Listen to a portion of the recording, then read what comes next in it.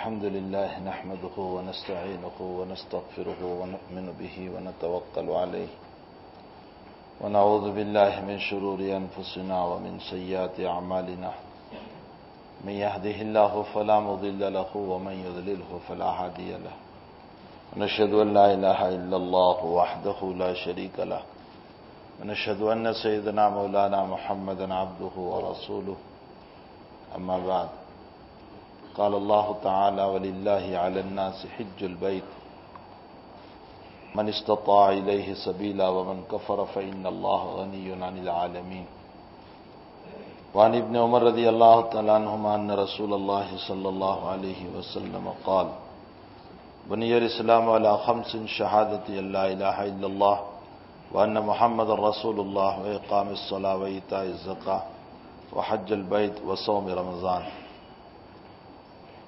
اللہ جل شانہ کا ارشاد ہے، اللہ کے لیے لوگوں پر بیت اللہ کا حج فرض ہے جو وہاں تک جانے کی طاقت رکھتا ہو۔ ومن کفر، اور جس نے کفر کیا، بے شک اللہ بے نیاز ہے دنیا والوں سے۔ ومن کفر فإن اللہ غنی عن العالمین۔ آج جو مسائل ہیں، جو باتیں ہیں، وہ سارے کے سارے مسائل اور اس کا تعلق حج سے ہے، کیونکہ عنقریب اب حج کی عبادت شروع ہو رہی ہے، اور مہینے جو اس وقت چل رہے ہیں وہ حج ہی کے مہینے ہیں۔ حج کے 3 مہینے ہیں، شوال، ذی قعدہ اور ذی الحجہ کے 10 دن، یہ حج کے مہینے کہے جاتے ہیں، یعنی 2 مہینے اور 10 دن۔ حج ایک اہم عبادت ہے۔ شریعت مطہرہ نے حج کو فرض قرار دیا ہے۔ جس کے پاس آنے جانے کا خرچہ ہو اور اسی کے ساتھ وہاں جائیں تو اپنے گھر والوں کی کفالت کا خرچہ بھی ہو، یعنی گھر پہ اگر گھر والوں کو چھوڑ رہے ہیں تو ان کا خرچہ ہو، یا ساتھ لے جاتے تو وہاں کا خرچہ ہو۔ اگر انسان کے پاس اتنی استطاعت ہے تو اس صورت میں اس کے اوپر حج فرض ہو جاتا ہے۔ 2-3 مسئلے بہت اہم ہیں جو سمجھ لیں۔ پہلا مسئلہ، عمومی طور پر ہم یہ سمجھتے ہیں کہ بچیوں کا نکاح باقی ہے، اس لیے ابھی ہم حج نہیں کریں گے۔ یہ غلط ہماری سوچ ہے۔ ایک انسان کے اوپر جب حج فرض ہو گیا، جب اس کے پاس آنے جانے کا مسئلہ ہے اور وسعت اس کے اوپر ہو چکی ہے تو حج اپنی جگہ پر فرض ہو جاتا ہے۔ بچیوں کے نکاح کا ایک دوسرا مسئلہ ہے، بچوں کے نکاح کا ایک دوسرا مسئلہ ہے، یہ رکاوٹ نہیں بنے گا ہمارے حج کے لیے۔ اور جو آدمی محض اس بنیاد پر کہ میری بچیوں کا نکاح باقی ہے، بچوں کا نکاح باقی ہے، اور حج نہیں کرتا، تو پھر اس صورت میں آنے والے فریضے کو ٹالنا بہت ممکن ہے کہ پھر آئندہ موقع ملے نہ ملے، اور سال پورا ہونے سے پہلے اور اگلے سال کے آنے سے پہلے انتقال ہو گیا تو ذمے میں ایک حج باقی رہ جائے گا، ایک اہم فریضہ باقی رہ جائے گا۔ اس لیے اس مسئلے کو بہت یاد رکھیں کہ بچیوں کا نکاح اور بچوں کا نکاح یہ اس مسئلے سے کوئی تعلق نہیں رکھتا۔ ایک انسان کے پاس آنے جانے کا اگر خرچہ موجود ہے تو پھر اور گھر والوں کی کفالت ہے تو پھر اس صورت میں اس کے اوپر حج فرض ہو جاتا ہے۔ نمبر 2، بعض انسان یہ سوچتے ہیں کہ وہاں کا سارا کاروبار اور جو خریدنے کا خرچہ ہے وہ بھی سب اس میں شمار کرتے ہیں، حالانکہ خریدنے کا خرچہ اس میں داخل نہیں ہے۔ انسان کے پاس اتنی استطاعت ہو، یہاں سے جائیں اس کے ٹکٹ کا نظام پورا کا پورا ہو، وہاں جائیں تو رہنے کا نظام، اس کے لیے جو کرائے کا پیسہ لگتا ہے وہ اس کے پاس ہو، وہاں جائیں تو کھانے کا نظام، اور پھر اسی کے ساتھ اب آج کل کے اصطلاح میں کہہ لو تو معلم کا دراف، اس لیے کہ حج کے 5 دن اور جو ٹرانسپورٹ کا جو خرچہ ہوگا کہ مکے سے مدینہ اور مدینے سے پھر جدہ آنا، تو یہ ٹرانسپورٹ کا خرچہ یہ معلم کے ذمہ ہوتا ہے۔ تو چونکہ معلم کو ہمیں درافت دینا پڑتا ہے، تو ایک انسان کے پاس ٹکٹ کا خرچہ، اسی طرح اس کے ویزا کا خرچہ، اسی طرح اس کے وہاں قیام کا خرچہ اور اسی طرح معلم کا دراف. اگر اتنے پیسے اس کے پاس ہے اور اس سے کچھ زائد تاکہ اپنی اور ضرورتوں کو پورا کر لے تو اس کے اوپر حج فرض ہو جاتا ہے. خریدنے کا مسئلہ اس میں داخل نہیں ہے. ہمارا پیٹ تو 5 لاکھ کی خریداری سے بھی بھرنے والا نہیں ہے. تو ظاہر سی بات ہے کہ پھر انسان یہ سوچے گا کہ ایک آدمی کے پاس 5 لاکھ سے زائد ہو تبھی جا کر کے حج فرض ہوگا. حالانکہ یہ مسئلہ نہیں. ہاں یہ ضرور ہے کہ اس وقت حج بہت مہنگا ہو گیا اور آئے دن مہنگا ہوتا جا رہا ہے. دن بدن مہنگا ہوتا جا رہا ہے.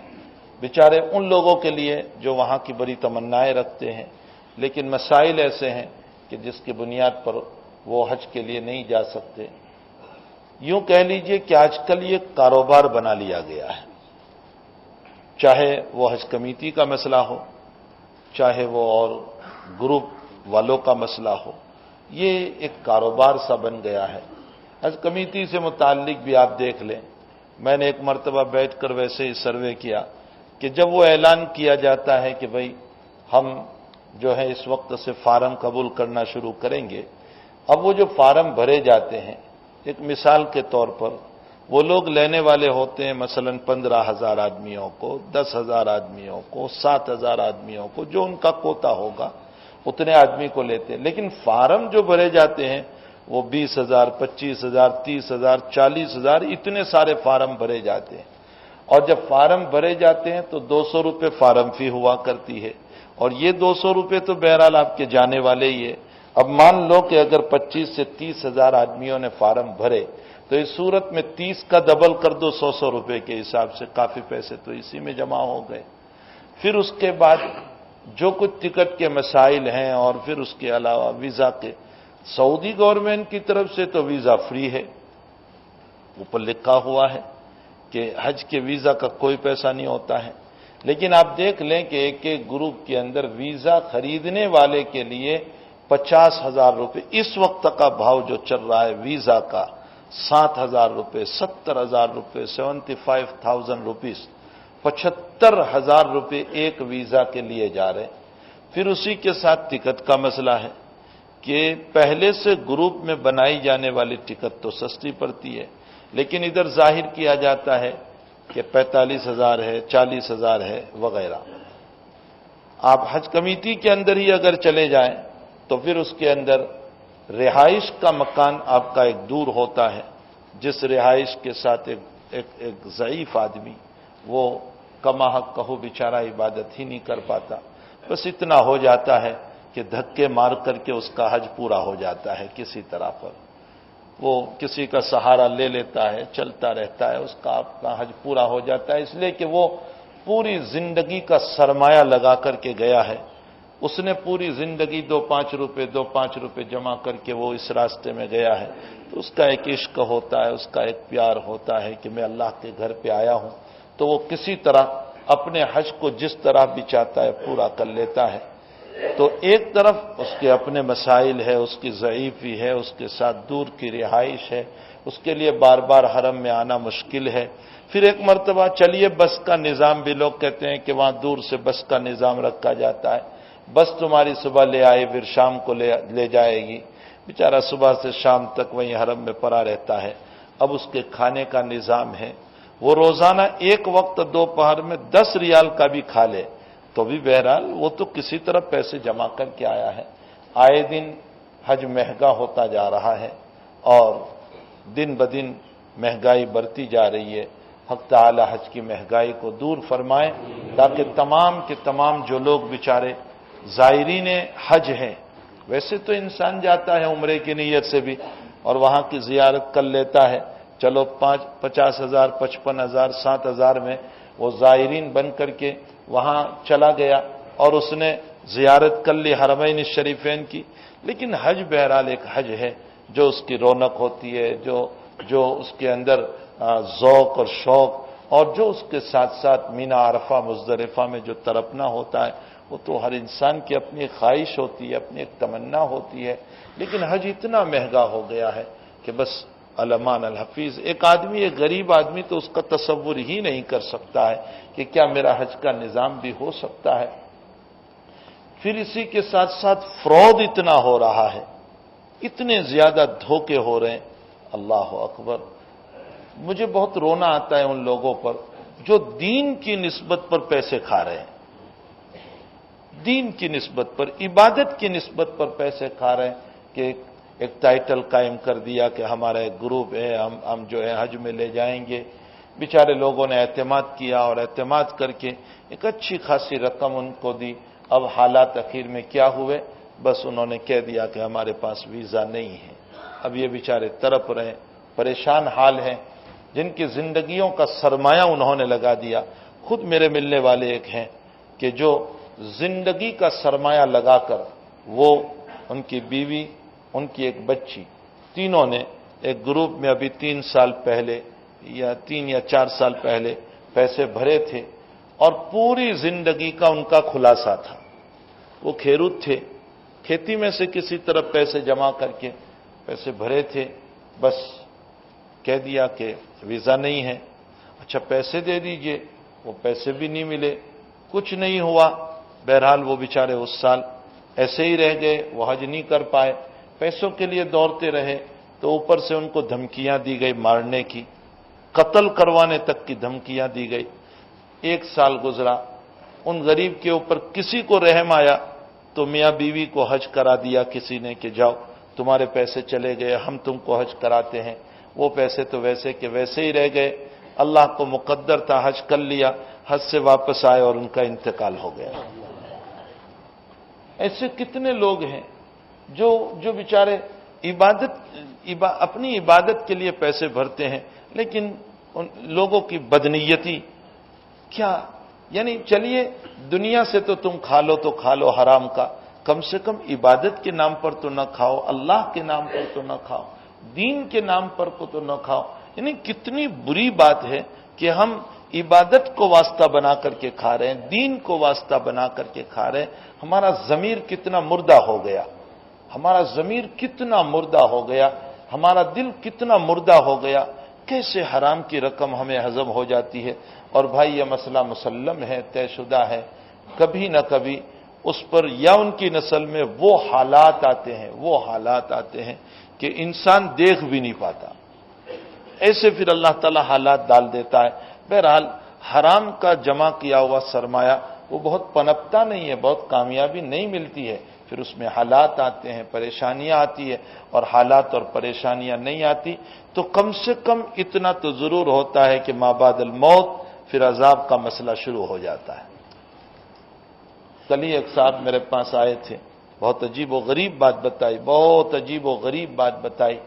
فرمایا کہ میرے شوہر مجھے مسلسل خواب میں آ رہے ہیں، بڑی عمر کی عورت ہے، جن سے متعلق مجھے آدمی نے نقل کیا کہ میرے شوہر مجھے برابر خواب میں آ رہے، اور مجھے 8-9 مرتبہ خواب میں آئے، اور یوں کہا بار بار ایک ہی بات کہہ رہے ہیں، میرے بیٹے کو کہہ دو کہ وہ جو فلاں فلاں زمین کا مسئلہ ہے ان زمینوں کو واپس کریں، اس لیے کہ میری موت کو کئی سال گزر چکے ہیں، لیکن قبر میں میرے ہاتھ اور پاؤں بندھے ہوئے ہیں۔ کل مجھے عصر سے پہلے ایک صاحب نے آ کر یہ خواب مجھے بتایا کہ وہ مرحوم بار بار خواب میں آ کر کے یہ کہہ رہے ہیں کہ میرے بچے کو کہہ دو، لیکن بچہ ہے کہ ان کھیتوں کو چھوڑنے کے لیے تیار ہی نہیں۔ کتنے بے وقوف ہیں وہ لوگ کہ جو سرمایہ جمع کر کے مر جاتے ہیں حرام کا۔ ہم تو مر گئے، ہماری اولاد مزے اڑاتی ہے اور عذاب ہمیں بھگتنا پڑتا ہے۔ یہ عقل کہاں ہے ہماری؟ ہم تو بے وقوف ہیں کہ حرام کا مال جمع کیا ہم نے، اور جمع کر کے ہم مر گئے، ہمیں کچھ نہیں ملا، اور ہماری اولاد عیاشیاں کر رہی ہے۔ اور یاد رکھیں، کوئی یہ امید نہ رکھیں کہ میری اولاد میرے مرنے کے بعد میری جمع کی ہوئی پونجی کو چھوڑ دے گی، یہ امید نہ رکھیں۔ ہم اپنی حیاتی میں جو کر سکتے ہیں وہ کر لیں، حلال کے راستے سے بھی، حرام کے راستے سے بھی جو لیا ہے اس کو چھوڑنا چاہیں اپنی حیاتی میں چھوڑ دیں، اور حلال کے راستے سے بھی اللہ کے راستے میں ہم جو خرچ کرنا چاہیں اپنے ہاتھوں سے خرچ کر دیں۔ اولادوں سے زیادہ امیدیں وابستہ نہیں کی جا سکتی۔ تو بہرحال حج ایک بہت اہم عبادت ہے، بہت اہم عبادت ہے۔ حق تعالی شانہ نے حج کو زندگی میں 1 مرتبہ فرض فرمایا، زندگی میں ایک ہی مرتبہ۔ روایت آگے آ رہی ہے، حضرت ابو ہریرہ رضی اللہ تعالیٰ عنہ فرماتے ہیں کہ خطبنا رسول اللہ صلی اللہ علیہ وسلم، حضور نے ہم کو خطبہ دیا، اور اس خطبے میں ہم کو یوں ارشاد فرمایا، ایھا الناس قد فرض اللہ علیکم الحج فحجوا، اللہ کے بندو، اللہ نے تم پر حج کو فرض کیا ہے، تم حج فرض کرو، حج فرض کو ادا کرو۔ تو مجمع میں ایک صاحب بیٹھے ہوئے تھے، انہوں نے عجیب سوال کیا اللہ کے حبیب پاک صلی اللہ علیہ وسلم سے، اقل عام یا رسول اللہ، ہر سال حج کرنا ہوگا؟ اصل میں ان صحابی کے سوال کرنے کی وجہ یہ تھی کہ انہوں نے یہ دیکھا کہ جب انسان مالدار ہوتا ہے تو ہر سال زکوٰۃ آتی ہے، تو وہ یہ سمجھے کہ پھر ہر سال حج بھی آتا ہوگا، اس لیے انہوں نے یہ سوال کیا کہ اللہ کے حبیب ہر سال حج ہے؟ حضرت چپ بیٹھے رہے۔ تھوڑی دیر کے بعد انہوں نے پھر سوال کیا، اللہ کے حبیب ہر سال حج کرنا فرض ہے؟ حضرت پھر خاموش رہے۔ تھوڑی دیر کے بعد پھر ان صحابی نے سوال کیا، اللہ کے حبیب ہر سال حج کرنا فرض ہے؟ حضرت خاموش رہے۔ پھر اس کے بعد حضرت نے ایک جملہ فرمایا، نبی اکرم صلی اللہ علیہ وسلم نے فرمایا، لو قلت نعم لوجبت، اگر میں ہاں کہہ دیتا تو ہر سال حج فرض ہو جاتا۔ اور پھر آگے فرمایا، لما استطعتم، پھر تم نبھا نہ پاتے۔ کس کے بس میں ہے کہ ہر سال حج کرنے جائے؟ جوان ہر سال حج نہیں کر پاتا، برے کہاں حج کر پائیں گے؟ وہ مینا میں چلنا، وہ عرفہ، وہ مزدلفہ، سواریوں کی تکلیف اور پریشانیاں اور حالات، اور بہت دیر تک کھڑے رہنا، اور جو ہے چلنا، ہر ایک کے بس کا نہیں ہے۔ اللہ کے حبیب نے فرمایا اگر میں ہاں کہہ دیتا تو پھر تم پر ہر سال حج فرض ہو جاتا اور تم اس کو نبھا نہ پاتے۔ پھر حضرت نے فرمایا، دیکھو ذرونی ما ترکتکم، میں جتنی بات کہہ دوں اور آگے کچھ نہ بولوں تو تم مجھے چھوڑ دو، تم سوالات نہ کرو مجھے۔ کیوں؟ فَإِنَّمَا هَلَكَ مَنْ كَانَ قَبْلَكُمْ بِكَثْرَةِ سُؤَالِهِمْ، پہلی قومیں اسی لیے ہلاک ہوئی کہ انہوں نے اپنے نبیوں کو اسی طرح سوالات کیے، اور جیسے جیسے سوالات ہوئے ویسے ویسے حکم بھی اترتا چلا گیا، پھر امت نبھا نہیں سکی، اور جب نبھا نہیں سکی تو لامحالہ عبادت کے نہ ادا کرنے کی بنیاد پر اللہ کا عذاب اتر آیا۔ فرمایا تم بھی اگر مجھے بہت سوالات کرو گے تو پھر اللہ اسی طرح احکام اتارتا چلا جائے گا، پھر تم نبھا نہیں پاؤ گے۔ ایسے کئی مسائل ہیں، کئی مسائل ہیں۔ دیکھو بنی اسرائیل میں آدمی مر گیا، پہلے پارے کے 8ویں رکوع میں اللہ تعالیٰ اس کو بیان کر رہا ہے۔ بنی اسرائیل میں ایک آدمی مر گیا، وہ لوگ آئے موسیٰ علیہ السلام کے پاس، فرمایا اللہ کے نبی ہمارا آدمی مر گیا، اب کس نے مارا ہے اس کو ہمیں پتہ نہیں، آپ ذرا اللہ سے پوچھ لو کہ کس نے مارا، ہمیں پتہ چل جائے قاتل کون اس کا۔ حضرت موسیٰ علیہ السلام نے رب کریم سے سوال فرمایا تو اللہ تعالیٰ نے فرمایا کہ اچھا ایک بچھڑا لے آؤ اور وہ بچھڑا ذبح کرو، اور اس کے گوشت کا کوئی ٹکڑا لے کر اس مرحوم سے لگا دو، یہ مرحوم ابھی زندہ ہو جائے گا اور بولے گا کہ اس کو کس نے مارا ہے۔ یہ ایک سبب تھا، ورنہ زندہ تو اللہ ہی کرنے والا تھا۔ اب یہ ایک سیدھا سادہ مسئلہ تھا، کوئی بھی بچھڑا لے آتے، ذبح کر دیتے، اس کا گوشت کا ٹکڑا لگا دیتے، وہ زندہ ہو جاتا۔ اب وہ پوچھنے لگے کہ اچھا موسیٰ، اللہ تعالیٰ نے بچھڑے کا حکم تو دیا لیکن وہ کس رنگ کا ہونا چاہیے؟ تو پھر اللہ تعالیٰ نے رنگ بھی بیان کیا کہ اب اسی رنگ کا ہونا چاہیے۔ تو دوسرا سوال انہوں نے کیا کہ اچھا وہ جوان ہو یا برا ہو؟ تو اب اللہ نے جواب دیا کہ جوان ہونا چاہیے، برا نہیں۔ پھر تیسرا سوال انہوں نے کیا کہ اچھا وہ کھیت میں لگایا گیا ہو یا کھیت میں لگا ہوا نہ ہو؟ تو اللہ نے پھر تیسرا جواب دیا، فرمایا کہ کھیت میں لگا ہوا نہ ہو، اس سے ہل نہ جوتا گیا ہو، اس سے کھیتی نہ کی گئی ہو، ایسا ہونا چاہیے۔ اب اتنی ساری قید کہ اسی رنگ کا ہو، جوان ہو، کھیت میں نہ جوتا گیا ہو، اب وہ تلاش کرنے نکلے تو ملتا ہی نہیں۔ ساری شرطیں کہاں ملے گی؟ اگر رنگ ملتا ہے تو جوان نہیں ملتا، جوان ملتا ہے تو کھیت میں جوتا ہوا ملتا ہے، ان کی شرط پوری ہی نہیں ہو رہی ہے۔ بہت تلاش کرتے کرتے کرتے کرتے کسی جگہ پہنچے جنگل میں، تو ایک آدمی کے پاس ملا،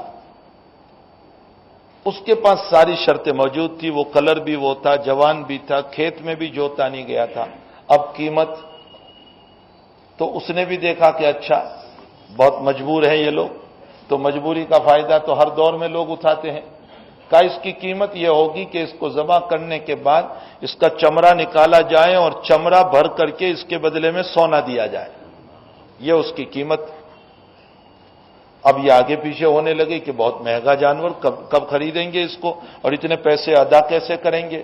لیکن بہرحال اپنے مرحوم کو بھی سامنے زندہ کرنا تھا، تو انہوں نے کسی طرح خرید لیا، اس کو ذبح کیا، اس کا حصہ لگایا اور وہ زندہ ہو گیا۔ قرآن کریم میں اللہ فرماتے فذبحوها وما كادوا يفعلون، ذبح تو کیا، قریب تھا کہ وہ یہ نہ کرتے، کیونکہ بہت مہنگا تھا، وہ تو کیسے کرتے؟ اب یہ کہ جب اللہ نے یوں کہا تھا کہ بھئی ایک بچڑا لے لو، اس کو ذبح کر دو، کوئی بھی بچڑا لے آتے، بڈھا ہوتا، جوان ہوتا، کھیت میں جوتا گیا، نہ جوتا گیا، کسی بھی رنگ کا ہوتا، ذبح کر دیتے، لگا دیتے۔ لیکن جیسے جیسے سوال کرتے گئے، اللہ کی طرف سے قیدیں لگتی گئی۔ نبی کریم صلی اللہ علیہ وسلم نے اس واقعے کی طرف اشارہ کیا کہ تم بھی مجھ سے بہت سوالات نہ کیا کرو، سوالات کرو گے مسئلہ تنگ ہو جائے گا تمہارے لیے، اور پھر تم نبھا نہیں پاؤ گے۔ مثلا حضرت نے فرمایا میرا دل تو یہ چاہتا ہے کہ میں عشاء کی نماز رات کے 1/3 حصہ، 1/3 حصہ گزرنے کے بعد عشاء کی نماز پڑھنے کا حکم دوں۔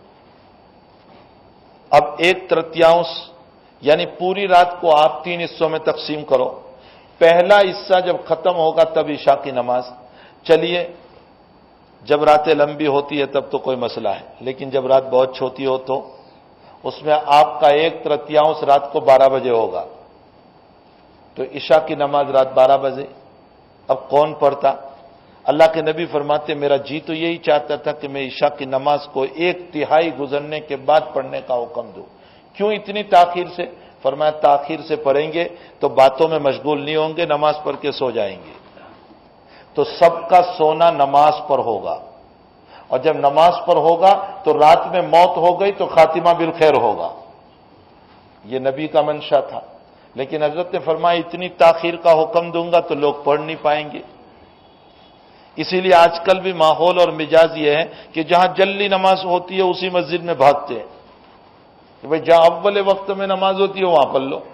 ہم بھی کہتے ہیں کہ رعایت کرنی چاہیے، یہ بھی نہیں کہ اتنی تاخیر، جب نبی علیہ السلام نے رعایت فرمائی تو ہمیں بھی رعایت کر لینا چاہیے۔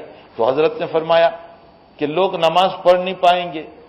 ایک مرتبہ حضرت نے فرمایا لولا ان اشق علی امتی لامرتهم بالسواک عند کل صلاۃ، میری امت پر گرانی نہ ہوتی، تکلیف نہ ہوتی، پریشانی نہ ہوتی تو میں حکم دیتا کہ ہر نماز کے موقع پر مسواک فرض ہے، مسواک کی فرضیت۔ لیکن فرمایا اگر میں فرض کروں گا تو نبھا نہیں پاؤ گے، اس لیے حضرت نے فرض، جب سنت ہے اور لوگ مسواک نہیں کر رہے تو فرض ہوتا تو کون مسواک کرتا؟ کتنا فرض ہمارے چھوٹ جاتے۔ اسی طرح نبی علیہ السلام نے رمضان المبارک کے اندر 3 راتوں تک تو آئے، مسجد سے باہر نکلے، اعتکاف میں نماز پڑھی، صحابہ نے بھی پیچھے پڑھی۔ چوتھی رات کو حضرت نے جو اپنا اعتکاف کا خیمہ تھا اسی میں نماز پڑھ لی، باہر نہیں نکلے، اور صحابہ رات بھر انتظار کرتے رہے کہ حضرت ابھی نکلیں گے، ابھی نکلیں گے، ابھی نکلیں گے۔ رات گزر گئی، فجر کی نماز کے بعد حضرت نے فرمایا میں رات میں تمہارے انتظار کو دیکھ رہا تھا لیکن میں جان بوجھ کر نہیں آیا۔ حضرت نے فرمایا میں جان بوجھ کر نہیں آیا۔ کیوں؟ فرمایا 3 دن میں نکلا، تم میرے پیچھے آئے، بڑے شوق سے تم نے پڑھی، اب اسی طرح میں نکلتا رہتا، تم میرے پیچھے رات میں شوق سے پڑھتے رہتے۔ یہ تراویح تھی، کہیں تمہارے شوق کو دیکھ کر اللہ فرض نہ کر دے، اگر فرض ہو جاتی تو صحابہ تو پڑھ لیتے، پچھلے لوگ نہ پڑھ پاتے۔ حضرت نے پچھلوں کی رعایت کرتے ہوئے فرمایا کہ میں نے اپنے حجرے میں پلی باہر نہیں آیا۔ دیکھیے امت کی رعایت فرمائی۔ کتنے مسائل ایسے ہیں کہ جس میں حضرت نے فرمایا کہ میں جس مسئلے کو بیان نہ کروں اس میں تم کیلو کال نہ کرو، بہت پوچھو مت۔ اور ویسے بھی بہت پوچھنے کی ممانعت ہے شریعت میں بھی، بعض لوگوں کی عادت یہ ہوتی ہے چھوٹی چھوٹی باتوں میں بھی مسئلے بس ہر وقت فتوے. بعض لوگوں کو فتوے کا ہیضہ ہو جاتا ہے، جب دیکھو فتویٰ. حالانکہ نبی کریم صلی اللہ علیہ وسلم کا ایک فرمان بڑا عجیب ہے، استفت قلبک. حضرت نے فرمایا سب سے بڑا مفتی تیرا دل ہے. تم مفتی سے پوچھنے تو جا رہے ہو، لیکن تیرے دل سے ہی پہلے پوچھ لے کہ یہ میں جو کر رہا ہوں وہ جائز ہے یا ناجائز. اندر سے وہ خود ہی کہے گا کہ ناجائز ہے. وہ مفتی تو صرف سامنے جو لکھا ہوا ہے اس کو دیکھ کر فتویٰ دے گا، لیکن میرا دل تو سب میری کیفیت کو جانتا ہے کہ میں کس طرح حلال کو حرام کرنے کی کوشش کر رہا ہوں اور حرام کو حلال کرنے کی کوشش کر رہا ہوں. میرا دل تو اندر سے ساری باتیں جانتا ہے. تو حضور نے فرمایا سب سے بڑا مفتی تیرا دل ہے. تو پہلے اپنے دل کو پوچھ لے، پھر مفتی کے پاس پوچھنے جانا. اب ہر مسئلے کے اندر اگر ہم بال کی کھال نکالتے رہیں گے تو یاد رکھو کھانا بھی جائز نہیں ہوگا اور 1 روپیہ بھی جائز نہیں ہوگا. میں آپ کو مثال دوں، قدیم زمانے میں، یہ تو اب مشینریوں کی زمانہ آ گیا کہ ٹریکٹر کے ذریعے سے اور مشینوں کے ذریعے سے وہ گیہوں کو صاف کیا جاتا ہے اور جو ہے جواری کو نکالا جاتا ہے کہ اندر میں جواری وہ ڈال دیے اس کی بالیاں اور جواری ایک طرف ہو گئی، بھوسی ایک طرف ہو گئی. گیہوں کا مشین اب لگایا جاتا ہے، وہ گیہوں کے پورے اندر میں ڈال دیے جاتے ہیں. گیہوں ایک طرف نکلتے ہیں، بھوسی ایک طرف. کسی زمانے کے اندر ہم نے اپنے بچپن میں خود دیکھا ہے کہ اس زمانے میں کھلیان میں جواری کو ڈالا جاتا تھا اور جوار کو ڈال کر اس کے اوپر بیل گھماتی تھی. تم لوگ تو یہاں شہر میں رہتے ہو، تمہیں اتنا پتہ نہیں ہوگا. جو دیہات میں رہتے ہیں ان کو پتہ ہے کہ وہ کھلیان میں باہر جو گاؤں سے باہر ہوتی ہے وہاں جوار کو ڈال کر اس کے اوپر بیل گھماتی تھی. تو بیل چلتے رہتے تھے یہاں تک کہ جوار کے دانے اندر سے نکل جاتے تھے. تو اب جب بیل چلتے تھے تو وہ پیشاب بھی کرتے تھے، اس کے اوپر پیشاب بھی کرتے تھے، اور وہ پیشاب والے جوار اور وہ پیشاب والے گیہوں وہی سب کھانا کھاتے تھے. اس لیے کہ پیشاب کو روکنے کہاں جائیں گے؟ وہ جانور جو پیشاب کر رہا ہے تو اس کو روکنے کون جائے گا؟ اور کون ایسا برتن ہوتا ہے کہ اس موقع پر وہ برتن کو لے کر کے اس کے پیشاب کو بھر لے؟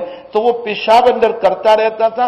وہی جوار لوگوں کے پاس جاتی تھی اور وہی گیہوں لوگوں کے پاس جاتے تھے اور سب کھاتے تھے. اب اگر تم اس کی تہ میں جاؤ تو جوار کا ایک دانہ بھی کھانے کا جواز نہیں ہوگا.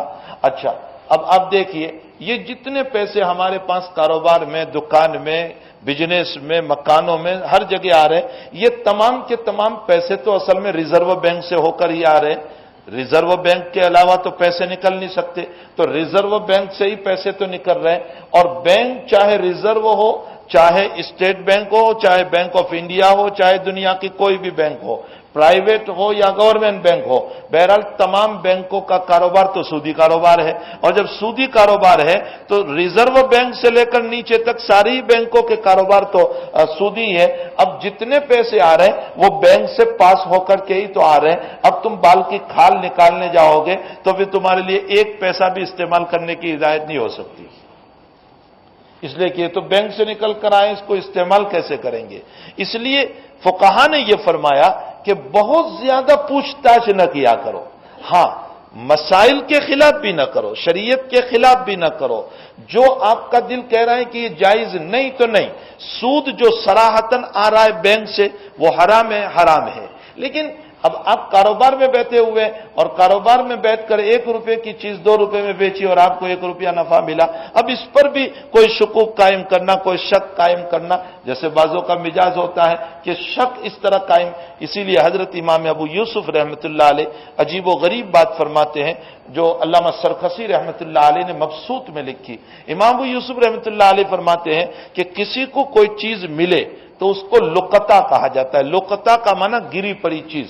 انسان کو گری پڑی چیز ملے تو پھر اس صورت میں اس کو اعلان کرنا چاہیے. اب کب تک اعلان کریں؟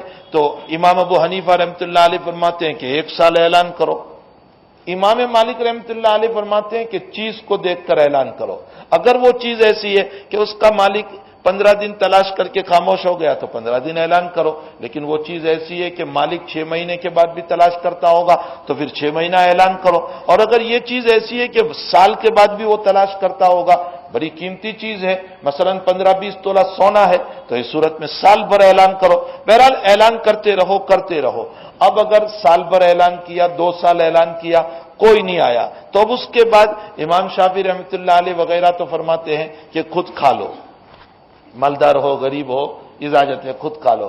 امام ابو حنیفہ رحمۃ اللہ علیہ فرماتے ہیں کہ نہ، غریب ہے تو خود کھا سکتا ہے، لیکن مالدار ہے تو اس کو صدقہ کر دو، تم کسی اور کو دے دو۔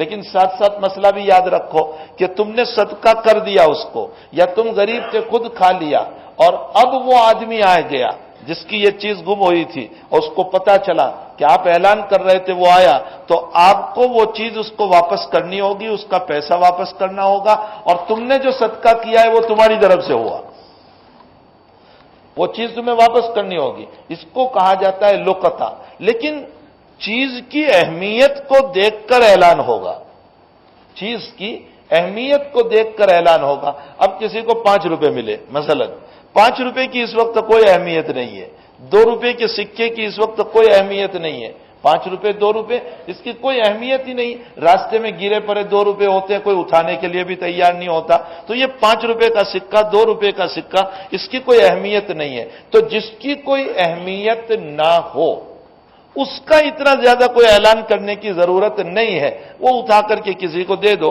راستے میں کوئی مل گیا، کوئی فقیر تھا، کوئی غریب تھا، کوئی کسی کو بھی آپ دے دو، اس کو اعلان نہیں کرنا ہے۔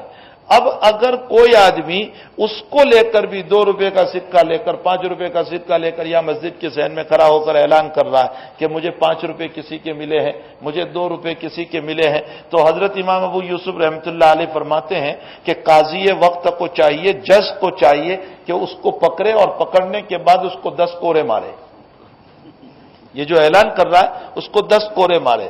امام ابو یوسف کی فراست دیکھیے، حضرت امام ابو یوسف رحمۃ اللہ علیہ فرماتے ہیں کہ یہ 2 روپے کا اعلان کرنے نہیں آیا ہے، اپنا تقوی بتانے نکلا ہے کہ میں بڑا متقی ہوں کہ 2 روپے بھی نہیں لے رہا ہوں، میں بڑا متقی ہوں کہ 5 روپے بھی نہیں لے رہا ہوں، یہ اپنے تقوی کا اعلان کر رہا ہے، وہ 2 روپے کا اعلان نہیں کر رہا ہے۔ اس کو کہتے ہیں شریعت، اس کو کہتے ہیں فقہ، کہ جہاں اعلان کرنے کو کہا گیا وہاں اعلان کیا جائے، جہاں اعلان نہیں کرنا ہے وہاں نہیں کرنا ہے۔ تو شریعت مطہرہ کو ہمیں سمجھنے کی ضرورت ہے۔ شریعت مطہرہ یہ نہیں ہے کہ میں نے نماز پڑھ لی، روزہ رکھ لیا تو ساری شریعت اس کے اندر آ گئی۔ شریعت ایک بہت وسیع مفہوم ہے، بہت وسیع اور بہت گہرا مفہوم ہے۔ بہرحال میں یہ کہہ رہا تھا کہ بہت زیادہ سوالات بھی نہیں کرنے چاہیے، اس لیے کہ جتنے سوالات کرتے چلے جاؤ گے اتنے ہی مسائل میں ہم پھنستے چلے جائیں گے، اور فَذَبَحُوهَا وَمَا كَادُوا يَفْعَلُونَ کا مسئلہ ہوگا کہ پوچھ کر کے مسئلہ تو معلوم کیا، اب دل میں آیا کہ اتنا سارا تو مجھ سے نہیں ہو سکتا ہے، تو اس سے بہتر تو پوچھتا ہی نہیں اتنے سارے مسائل کو، تو پریشانیوں میں بھی مبتلا نہ ہوتا۔ اس لیے ظاہری مسائل کا فالو کرنا ہے، ظاہری مسائل کے بالکل خلاف نہ کرنا ہے۔ سود حرام ہے، اس کے جائز ہونے کا کوئی مسئلہ تلاش نہ کیا جائے۔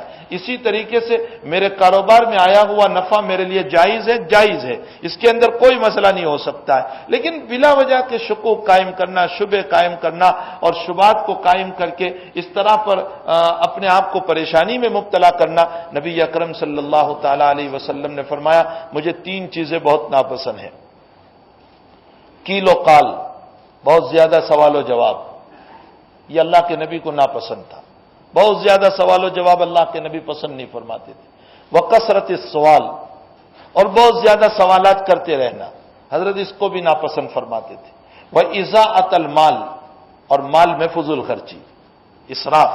حضرت نے فرمایا یہ 3 چیزیں مجھے ناپسند ہیں، قیل و قال، کثرت سوال، اضاعت مال۔ حضرت جب نصیحت فرماتے تھے نا بڑے عجیب انداز میں، بہت عجیب انداز میں۔ حضرت ربیعہ رضی اللہ تعالیٰ عنہ عجیب و غریب صحابی ہیں، اللہ کے حبیب کی خدمت میں سفر میں ساتھ گئے تو بہت خدمت کی حضرت کی، بہت خدمت کی، یہاں تک کہ فرماتے ہیں کہ ابھی تو مع رسول اللہ صلی اللہ علیہ وسلم لیلہ، میں نے میرے نبی کے ساتھ رات گزاری، تو میں نے وضو کا پانی بھی پیش کیا، مسواک بھی دیا اور بہت کچھ دیا۔ حضرت میری خدمت سے بڑے خوش ہو گئے، بہت خوش ہوئے، حضرت نے فرمایا سل ما شئت یا ربیہ، ربیہ تجھے کیا چاہیے مانگ مجھ سے۔ حضرت اتنے خوش ہوئے، فرمایا مانگ تو مجھ سے تجھے کیا چاہیے؟ تو ربیہ نے بھی بڑی عجیب چیز مانگی، فرمایا رفاقتک فی الجنہ، اللہ کے حبیب میں جنت میں آپ کے ساتھ رہنا چاہتا ہوں، مجھے دینا ہو تو میں آپ کے ساتھ، مجھے یہ دے دیجئے کہ میں جنت میں آپ کے ساتھ رہوں۔ تو حضرت نے فرمایا تم نے بہت بڑی چیز مانگی، بہت بڑی چیز مانگی، کچھ اور مانگ لو دنیا کا۔ فرمایا نہیں یا رسول اللہ دینا ہو تو یہی دیجیے، مجھے تو جنت میں آپ کے ساتھ رہنا ہے۔ تو حضرت نے فرمایا اعنی علی نفسک بکثرۃ السجود، بہت پیارا جواب دیا، اعنی علی نفسک بکثرۃ السجود، فرمایا تم خوب سجدے کرو، خوب نمازیں پڑھو، تمہارے خوب نمازوں کے ذریعے سے اللہ تعالیٰ تمہیں جنت میں تمہارے نبی کے پڑوس میں رکھے گا۔ آج ہم دعا کرتے رہتے ہیں کہ اللہ نبی کی رفاقت نصیب فرما، نبی کی رفاقت نصیب فرما، نبی کے پڑوس میں رہنا نصیب فرما، لیکن عمل تو ہم سے ہوتے نہیں۔ جو عمل کرنے چاہیے جس سے نبی کی رفاقت جنت میں ملے گی، وہ عمل تو ہم سے ہوتے نہیں، بس ہم صرف دعا ہی کے رہ گئے ہیں، باقی دوا تو ہم سے ہوتی نہیں کہ چلو کچھ عبادت بھی کر لیں، کچھ سجدے بھی کر لیں، کچھ اللہ کو راضی بھی کر لیں، کچھ نفلیں بھی پڑھ لیں۔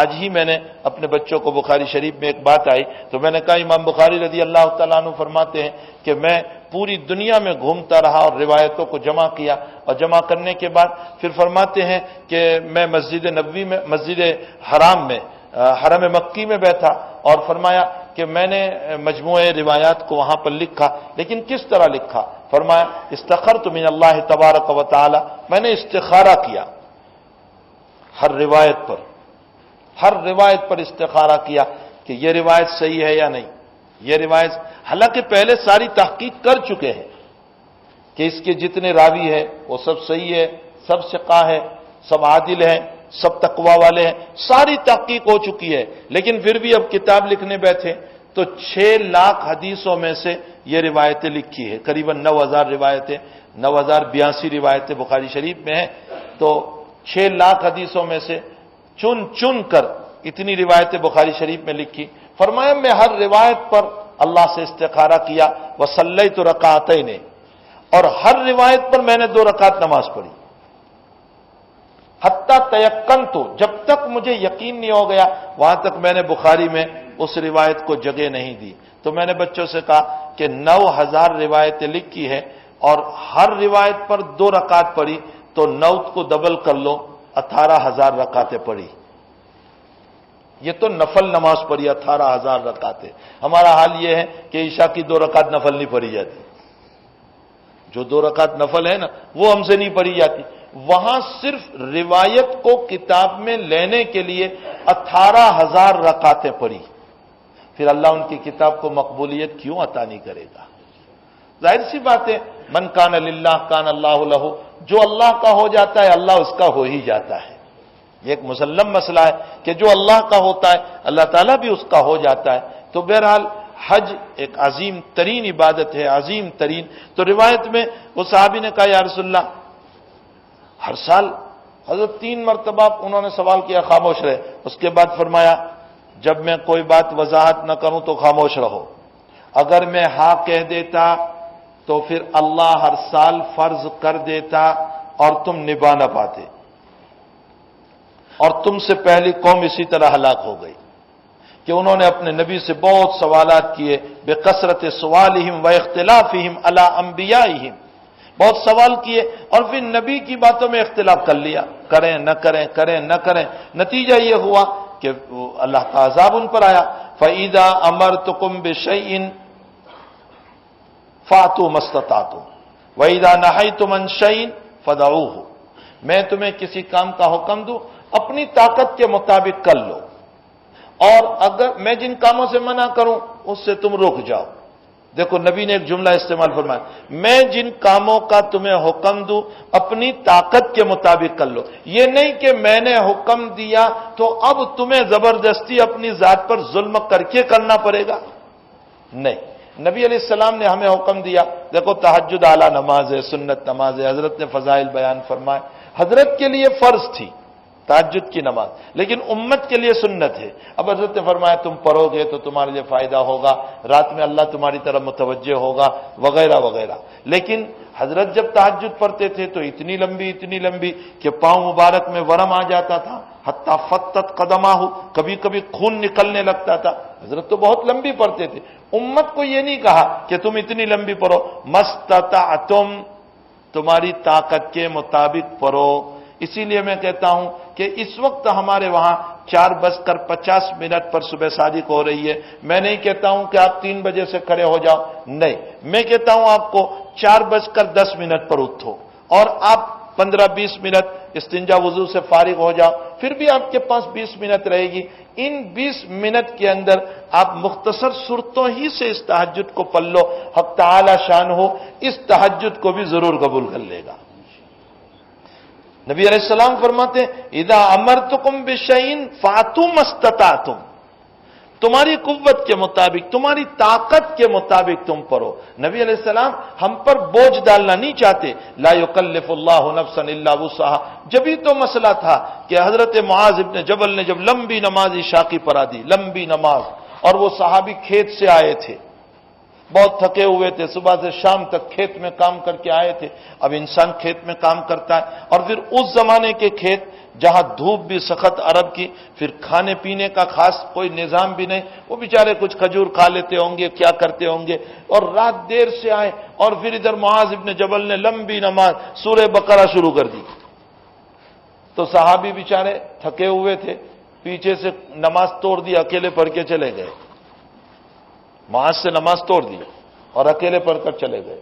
اور دوسرے دن حضور کو جا کر شکایت کر دی کہ یا رسول اللہ، معاذ اتنی لمبی نماز پڑھاتے ہیں، ہم تھکے ہوئے ہوتے ہیں، ہماری رعایت نہیں کرتے۔ میں اچھا، حضرت نے معاذ کو بلایا، بہت ڈانٹا، اور ڈانٹتے ہوئے فرمایا یا معاذ افتان فتان فتان، 3 مرتبہ، معاذ تم میری امت کو فتنے میں ڈالتے ہو۔ پھر حضرت نے فرمایا اذا زلزلت الارض پڑھو، ایسی صورتیں بتائی مثال کے طور پر، فرمایا ایسی صورتیں پڑھو، کیوں؟ فإن فيكم الضعيف والمريض وذا الحاجة، تمہارے پیچھے ضعیف بھی ہوں گے، تمہارے پیچھے بیمار بھی ہوں گے، اور تمہارے پیچھے ضرورت مند بھی ہوں گے، کسی کو کوئی ضرورت ہوگی، ان کی رعایت کرو، اور ان کی رعایت کرتے ہوئے نماز پڑھاؤ، تاکہ ضعیفوں کو بھی پریشانی نہ ہو، مریضوں کو بھی پریشانی نہ ہو، اور ضرورت مندوں کو بھی پریشانی نہ ہو۔ یہ اور بات ہے کہ آج کل تو کرسیوں کا نظام ایسا ہو گیا ہے کہ ضعیف بڑے آرام سے پڑھ رہا ہے کہ تجھے جتنا لمبا پڑھنا ہو پڑھ لے، ہم تو ٹھاٹ سے یہاں بیٹھے ہوئے ہیں۔ مریضوں کا بھی یہ حال ہے، ضعیفوں کا بھی، اور نماز بھی پڑھتے تو یوں ٹیک لگا کر پڑھتے ہیں۔ نہیں میرے بھائیوں، کرسی کی اجازت ضرور فقہا نے دی ہے، میری اپنی ذاتی رائے تو یہی ہے کہ انسان کو کسی طرح ہمت کر کے زمین پر بیٹھ جانا چاہیے، اس لیے کہ زمین سے اقربیت رہے گی، تواضع رہے گی، عاجزی رہے گی۔ نبی اکرم صلی اللہ تعالی علیہ وسلم نے پوری زندگی میں آخری مرض الوفات میں جب حضرت بیمار پڑے ہیں تو حضرت نے زمین ہی پر بیٹھ کر کے نماز پڑھی ہے، اور اسی طرح حضرت کا پاؤں مبارک ٹوٹ گیا تھا ایک مرتبہ، گھوڑے سے گر گئے تھے حضرت تو پاؤں ٹوٹ گیا تھا، تو اس موقع پر بھی حضرت نے زمین پر بیٹھ کر ہی پڑھی تھی۔ کوئی یہ نہ سمجھے کہ کرسی نہیں ہوگی، اس لیے کرسی تھی اس وقت، اس لیے کہ مسلم شریف میں روایت ہے کہ حضرت نے خطبہ دیا ایک مرتبہ، اتنے میں ایک آدمی آیا، اس نے کوئی سوال قائم کیا تو حضرت کے لیے کرسی رکھی گئی، مسلم شریف میں حضرت کے لیے مسجد میں کرسی رکھی گئی، اور راویوں فرماتے ہیں کہ کرسی کے پائے لوہے کے تھے، تو حضرت کے لیے کرسی معلوم ہوتا ہے کرسی تھی، لیکن پھر بھی حضرت کرسی پر نہیں بیٹھے، نیچے بیٹھ گئے، اور نیچے بیٹھ کر پوری زندگی حضرت نے اپنی بیماریوں میں، علالت میں، معذوری میں، مجبوری میں نیچے ہی بیٹھ کر کے نماز پڑھی ہے۔ اولا افضل یہی ہے کہ انسان اتباع سنت میں نیچے بیٹھ جائے، پاؤں نہیں مڑ سکتے یوں لمبے کر دے، قبلے کی طرف متوجہ کر دے، پاؤں کو قبلے کی طرف رکھ دے، کوئی حرج نہیں۔ فقہا نے تو یہاں تک گنجائش دی ہے کہ بستر پر تم سوئے ہو، بیٹھ نہیں سکتے ہو، اور قبلہ کی طرف منہ نہیں ہو سکتا ہے، تو فرمایا پاؤں قبلہ کی طرف کر کے سلا دو، اور ادھر کا منہ کر کے سوتے سوتے نماز پڑھ لو، اتنی بھی اجازت دی ہے۔ تو زمین پر بیٹھ کر اپنے پاؤں کو زمین کی طرف لمبے کر دیں، اور زمین پر لمبے کر کے دیکھو، کرسی پر بیٹھنے کے بجائے زمین کی نماز میں لذت آئے گی، اس کا مسئلہ ہی کچھ اور ہے. اس پر لذت آئے گی، تواضع ہوگی، عاجزی ہوگی، انکساری ہوگی. پھر ایک درجے میں فقہا نے یہ اجازت تو دے دی کہ چلو کرسی پر بیٹھ کر نماز پڑھ سکتے ہیں، اس لیے کہ کوئی کہتا ہے کہ میرے پاؤں میں نی ریپلیسمنٹ ہوا ہے، کوئی کہتا ہے یہ ہوا ہے وہ ہوا ہے. حالانکہ ماشاءاللہ کسی کے وہاں دعوت میں جاتے ہیں تو سب آسان ہو جاتا ہے، وہاں نیچے بیٹھنا ہو تو سب آسان ہو جاتا ہے، لیکن سارے مسئلے مسجد ہی میں آ کر کے کھڑے ہو جاتے ہیں. ایک مسجد میں تو میرا جانا ہوا تو بہترین قسم کی اس سے بھی اچھی چیئریں رکھی ہوئی تھی، اور ایک ایک چیئر میں نے پوچھا کہ کتنے کی ہے، تو کہنے لگے 100 پاؤنڈ 150 پاؤنڈ 200 پاؤنڈ کی چیئر، اور ایسی 40 چیئر لگی ہوئی تھی. میں نے کہا کہ یہ مسجد چیئر اس کا نام رکھ دو، یہاں ساری چیئر والی مسجد ہے، سب بیٹھ کر ہی میں نے کہا نماز پڑھتے ہیں یا کھڑے ہو کر بھی کوئی نماز پڑھ رہے ہیں. تو بہرحال چیئر پر بیٹھنے کو فقہا نے جائز لکھا ہے، سنت نہیں لکھا، یاد رکھنا. سنت کسی نے نہیں لکھا، اس لیے کہ حضور سے ثابت ہی نہیں ہے. حضرت نے تو نیچے بیٹھ کر، سنت تو نیچے بیٹھ کر ہے. تاہم مجبوریوں کی بنیاد پر فقہا نے جب چیئر پر بیٹھ کر نماز کی اجازت دی تو اس پر کچھ تواضع کے ساتھ تو پڑھے. ہم یوں ٹیک لگا کر کے نماز پڑھیں گے، اس کا مطلب تو یہ نکلا کہ اللہ کے سامنے بڑے جسارت کے ساتھ نماز پڑھ رہے ہیں. نہیں، یوں جھک کر کے تھوڑے سے ہمیں نماز پڑھنا چاہیے. بہرحال کرسیوں کے بھی مسائل ہے، کرسی پر بیٹھ کر کے نماز پڑھنے کے بھی. اللہ تعالیٰ ہمیں ذوق والی نماز پڑھنے کی توفیق عطا فرمائے، شوق والی نماز پڑھنے کی توفیق عطا فرمائے. ہم نے کتنی مسجدوں میں جوانوں کو بھی دیکھا کہ جب بیان ہوتا ہے، تقریر ہوتی ہے یا ویسے ہی، تو وہ چیئر پر بیٹھ کر قرآن پڑھنے کے لیے بیٹھ جاتے. ارے بھائی، اس میں تمہیں کیا تکلیف ہو گئی کہ تم چیئر پر بیٹھ کر قرآن پڑھ رہے ہو؟ کا مقصد ذرا اوپر اچھا لگتا ہے.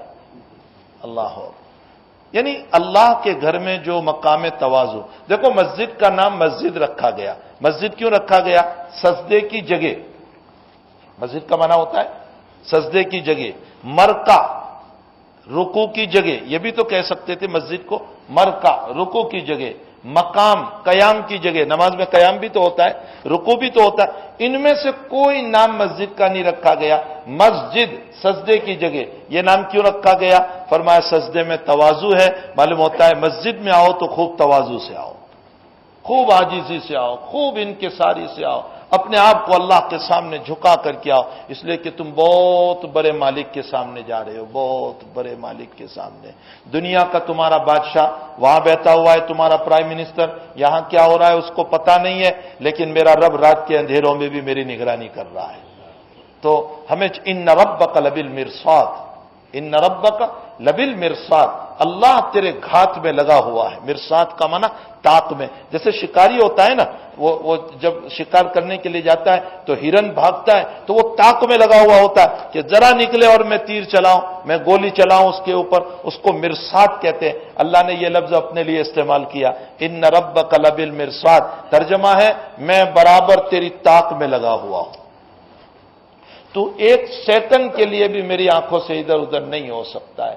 تو یہ اور بات ہے کہ اللہ تعالیٰ فوراً ہماری پکڑ نہیں کرتا، فوراً ہمارے اوپر حالات نہیں ڈالتا. وہ رحمان ہے، رحیم ہے، حلیم ہے، بردبار ہے، کریم ہے، سب کچھ دیکھتا رہتا ہے، لیکن وہ فوراً پکڑ نہیں کرتا. تاہم وہ مرصاد میں ہے، گھات میں ہے. تو ہمیں چاہیے کہ ہم اللہ کے دربار میں بڑی عاجزی، تواضع، انکساری کے ساتھ. ابو داؤد شریف میں ایک روایت ہے، ایک آدمی کھڑا ہوا مسجد نبوی میں اور اعلان کیا کہ میری چیز گم ہو گئی ہے، جس کو ملی ہو مجھے دے دیں. حضرت نے فرمایا، بڑا غصہ حضرت کو آیا. حضرت نے فرمایا لا رد اللہ علیک، اللہ تیری چیز تجھے بالکل واپس نہ کریں. فرمایا اللہ کا گھر تیری چیزوں کے اعلان کا ہے. یہ اللہ کا گھر اس لیے بنایا گیا کہ تو یہاں اپنی گم شدہ چیزوں کا اعلان کرے. اگر باہر گم ہوئی ہے تو باہر اعلان کر، یہاں کیوں تو اعلان کر رہا ہے مسجد کے اندر؟ ہاں مسجد میں سے کوئی چیز گم ہوئی ہو تو اس کو مسجد میں آپ اعلان کریں، لیکن جو چیز تمہاری باہر گم ہوئی ہے اس کو تم مسجد میں اعلان کر رہے ہو. حضرت نے بد دعا دی اس کو، لا رد اللہ علیک، اللہ تیری چیز کو واپس نہ کرے. تو بھائی مسجد کی بڑی اہمیت ہے. ہمیں جو ہے اس کی قدر بھی کرنا چاہیے، اس کی عظمت بھی کرنا چاہیے، اس کا احترام بھی کرنا چاہیے. خیر بات سے بات نکل گئی. میں یہ کہہ رہا تھا کہ صحابی رضی اللہ تعالیٰ عنہ کے پوچھنے پر حضرت نے فرمایا کہ اس طرح مجھے پوچھا نہ کرو، اس لیے کہ بہت پوچھو گے تو مسائل اور سخت ہوتے چلے جائیں گے. زندگی میں ایک مرتبہ حج فرض ہے. پھر حج جو ہے وہ عاشقانہ عبادت ہے. یہ عبادت شروع سے لے کر اخیر تک عشق والی عبادت ہے، بہت زبردست عشق اس میں تپکتا ہے۔ یہاں سے تو حاجی کو صرف اتنا کام کرنا ہے کہ وہ احرام باندھے گا، نیت کرے گا، بس یہاں سے اپنے گھر سے تو اتنا ہی کام ہے۔ اصل کام تو وہاں اس کو انجام دینا ہے کہ حج جب کرے گا، حج کی پھر 3 قسمیں، ایک تو حج افراد ہوتی ہے، ایک حج افراد ہوتا ہے، اور ایک حج تمتع ہوتا ہے، اور ایک حج قران ہے۔ حج افراد کا معنی ہوتا ہے اپنے گھر سے صرف حج کا احرام باندھ کر چلے، وہ جب تک حج سے فارغ نہیں ہوگا وہاں تک احرام نہیں کھول سکتا۔ نمبر 2 تمتع، تمتع اس کو کہتے ہیں کہ گھر سے عمرے کا احرام باندھ کر جائیں، وہاں جا کر عمرہ کر لیں اور عمرہ کر کے حلال ہو جائیں، پھر اس کے بعد جب حج کے دن شروع ہو تو حج کا احرام باندھ لیں، یعنی بیچ میں راحت لے لی۔ اور حج قران، حج قران اس کو کہتے ہیں کہ انسان یہاں سے حج کے لیے چلے تو عمرہ اور حج دونوں کی نیت، اب یہ جا کر عمرہ کرے گا اور عمرہ کرنے کے بعد حلال نہیں ہوگا، حج کے بعد حلال ہوگا، یعنی ایک احرام سے دونوں عبادتیں۔ جس نے افراد کیا پہلا حج، صرف حج کیا، عمرہ ساتھ میں نہیں، تو اس کو شکر کا جانور ذبح نہیں کرنا ہے، جس کو دم شکر کہا جاتا ہے۔ لیکن جس نے تمتع کیا یا جس نے قران کیا، اس کو شکر کا جانور حج کے بعد دینا ہوگا، اس کے بدلے میں کہ اللہ تعالیٰ نے حج کے ایام میں ایک سفر میں 2 عبادتیں ادا کرنے کی توفیق عطا فرمائی، جاتے ہی عمرہ کیا، عمرے کے بعد حج کیا، تو اس کو دم شکر دینا پڑے گا، تمتع ہو تو بھی اور قران ہو تو بھی۔ اب سنو افضل کیا ہے، امام شافعی فرماتے افراد افضل ہے، امام مالک احمد فرماتے تمتع افضل ہے، امام ابو حنیفہ رحمۃ اللہ علیہ فرماتے قران افضل ہے۔ اچھا، اس بات میں محدثین متفق ہے کہ نبی علیہ السلام نے قران کیا تھا، حضرت کا حج قران کا تھا۔ حافظ ابن حجر عسقلانی رحمۃ اللہ علیہ جیسی شخصیت جو شافعی المسلک ہیں، جنہوں نے فتح الباری بخاری شریف کی شرح لکھی، حافظ صاحب بھی فتح الباری میں صاف صاف یہ فرماتے ہیں کہ حضور پاک صلی اللہ علیہ وسلم کا حج قران تھا، یعنی حج نے آپ نے دونوں ہی ایک احرام میں ادا کیے، آپ نے عمرہ بھی ادا کیا، حلال نہیں ہوئے، پھر حج ادا کیا اور حج کے بعد حلال ہوئے۔ اس لیے امام ابو حنیفہ فرماتے ہیں کہ افضل قران ہے، اگرچہ تمتع میں راحت ہے، تمتع میں راحت ہے، اس لیے راحت ہے کہ یہاں سے جا کر کے عمرہ کر کے تھات وات سے پھر گھومتے گھامتے ہو جائیں گے، اور بھی جب حج کے دن شروع ہوں گے تب جا کر کے حج کا احرام باندھیں گے، تو اس میں راحت ہے۔ قران میں تھوڑی تکلیف ہے، اس لیے کہ احرام لمبا ہوگا، لیکن بھائی آج کل وہ تکلیفیں نہیں جو کسی زمانے میں تکلیفیں تھی، جو کسی زمانے میں تھی۔ جب پانی جہاز سے سفر ہوتے تھے، اسٹیمر سے سفر ہوتے تھے، اس وقت کے حالات میں ہمارے بزرگوں کے باب میں لکھا ہے کہ رمضان سے پہلے رجب میں یا شعبان میں ان کا اسٹیمر یہاں سے روانہ ہوتا تھا حج کے لیے، رجب یا شعبان میں، اور وہ قران کا احرام باندھ کر کے یہاں سے چلتے تھے۔ اب آپ بتائیں، رجب، شعبان، رمضان، ذوالقعدہ، ذوالحجہ، یعنی قریباً رجب، شعبان، رمضان، شوال، ذوالقعدہ اور ذوالحجہ، قریباً 6 مہینے ان کا احرام رہتا تھا۔ اب وہ 6 مہینے تک نہ سر کھجا سکتے تھے، نہ میل نکال سکتے تھے، نہ کنگا کر سکتے تھے، بال بھی بڑے بڑے ہو جاتے تھے، اور جو ہے داڑھی بھی ایسی ہو جاتی تھی۔ کیوں؟ اس لیے کہ کچھ کر ہی نہیں سکتے تھے۔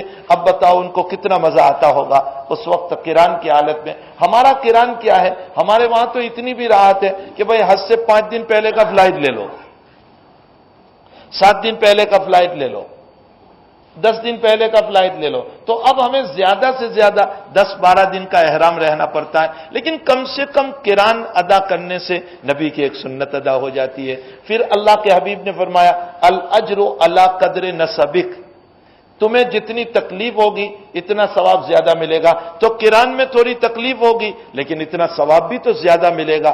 تو یہ ہے اصل ایک عاشقانہ عبادت۔ لیکن جس کو عشق ہو اس کو مزہ آتا ہے، جس کو عشق ہی نہ ہو وہ صرف رسمی طور پر یہاں سے گیا ہے، وہ بوجھ اتارنے کے لیے گیا ہے، وہ اپنے اوپر سے بوجھ ٹالنے کے لیے گیا ہے، یا کسی نے پیسے دے دیے۔ آج کل ایسا بھی ہوتا ہے، کسی نے پیسے دے دیے، اب کسی کے پیسے پر جا رہا تو دل میں یہ ہوتا ہے کہ حج ہو کہ نہ ہو، اپنے تو گھوم گھام کر آ ہی جائیں گے۔ تو جہاں یہ نیتیں ہوا کرتی ہے وہاں کہاں اس کو عشق ہوگا، وہ پیار ہوگا۔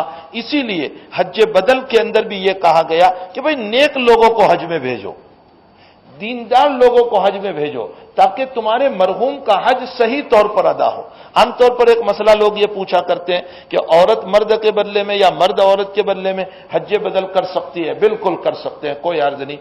مرد کا حج بدل عورت کر سکتی ہے، عورت کا حج بدل مرد کر سکتا ہے۔ ایک عورت آئی نبی کریم صلی اللہ علیہ وسلم کے پاس حجۃ الوداع کے موقع پر، فرمایا یا رسول اللہ میرے والد صاحب کا انتقال ہو گیا اور میرے والد صاحب نے حج نہیں کیا، اگر وہ زندہ ہوتے تو ضرور حج کرتے، تو میں ان کی طرف سے حج کر سکتی ہوں؟ حضرت نے فرمایا تیرے باپ کا قرضہ باقی ہوتا تو ادا کرتی کہ نہیں؟ فرمایا ہاں ضرور۔ فرمایا یہ بھی ایک قرضہ ہے، یہ حج تیرے باپ پر فرض تھا اور نہیں کیا تو قرضہ ہے، تو حج ادا کر لے۔ تو دیکھو بیٹی نے ادا کیا باپ کی طرف سے، معلوم ہوتا ہے کہ عورت مرد کی طرف سے، مرد عورت کی طرف سے حج بدل ادا کر سکتے ہیں۔ پھر ایک مسئلہ لوگوں میں بہت مشہور ہے اور وہ یہ ہے کہ حج بدل وہی کر سکتا ہے جس نے پہلے حج کیا ہو اپنا۔